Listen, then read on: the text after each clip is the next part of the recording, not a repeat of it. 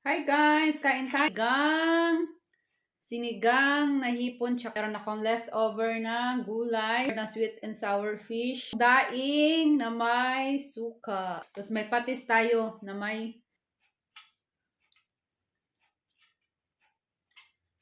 sarap. Thank you Lord sa blessing. Thank you Lord sa food.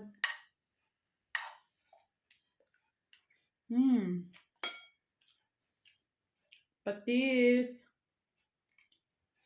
Tapos gulay. Hindi tayo magkakamay kasi may sabaw eh. Pero masarap magkamay, no? Kaso lang may sabaw.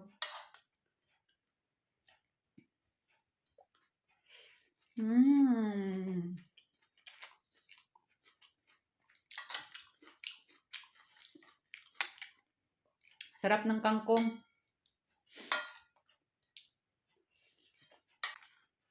Tingnan mo yung daing natin, guys. May suka. Alam mo, nung isang araw ko pa to niluto. Pero tingnan mo. Crunchy pa. Crispy. Crispy pa. Nung isang araw ko lang to niluto.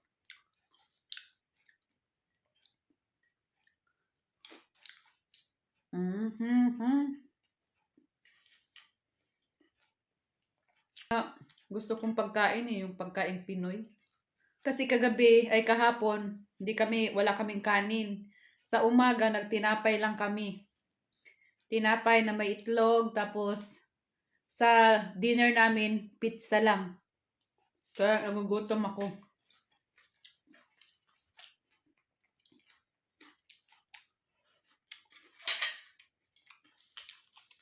Crispy pa oh. Crunchy pa. Diba? Nung isang araw ko lang ito niluto. Nilagay ko lang siya sa Tupperware na sarado. Sarap. Kain tayo. Sana may pagkain kayo dyan.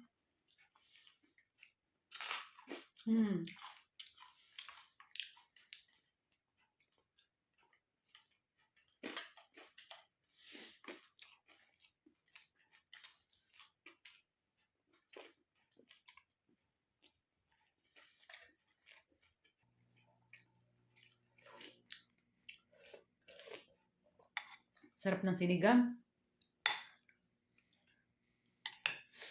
Tapos hipon. Tingnan nyo guys, ang aking hipon. Alam mo yung hipon dito, wala ng ulo. Meron namang doon sa na may ulo pa. Kaso lang ito yung pinili namin. Minsan nga na eh, yung parang balat na eh. Oh, yummers. Tingnan nyo guys. Yummers. Sausaw sa patis.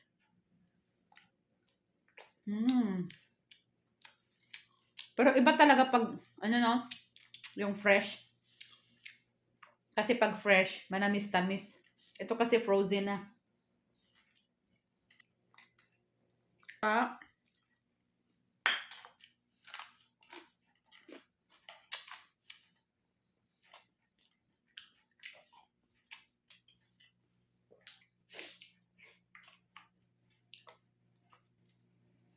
Ito, binili ng asawa ko na isda. Sabi niya, try ko daw. Hindi ko alam kung anong isda to eh. Pero ang mahal ha, dalawang hiwa. $6 na. More than $6. Dalawang hiwa lang. Masarap siguro ito paksiwin. Paksiwin. Lagi tayong gulay. Oh, diba? Ang daming gulay. Gulay is life. Mahilig ako sa kangkong eh. Ang mahal ng kangkong namin nabili. $10 isang tali. Samantalang sa amin, mura lang to. 25 pesos lang isang tali. Or may tanim kami nito eh.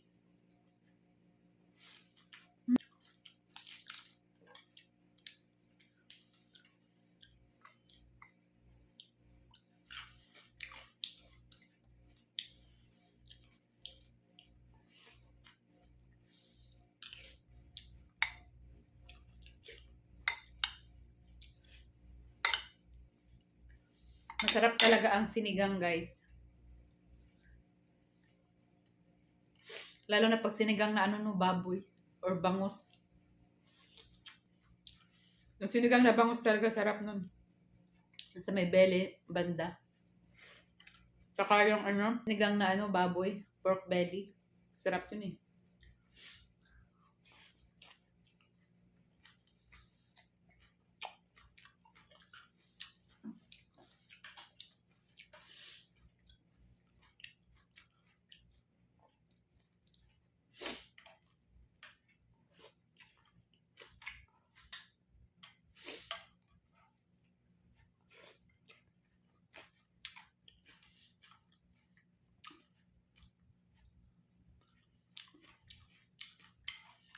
Mm.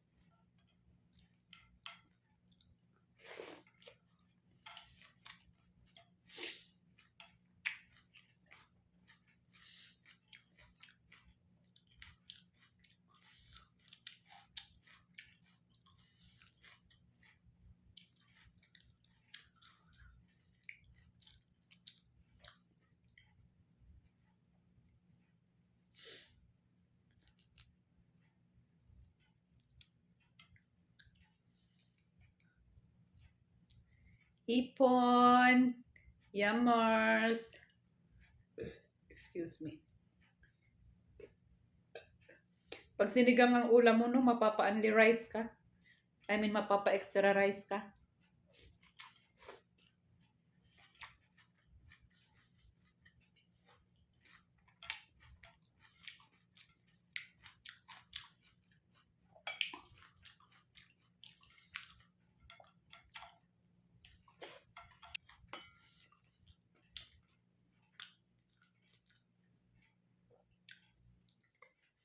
Sausaw suka.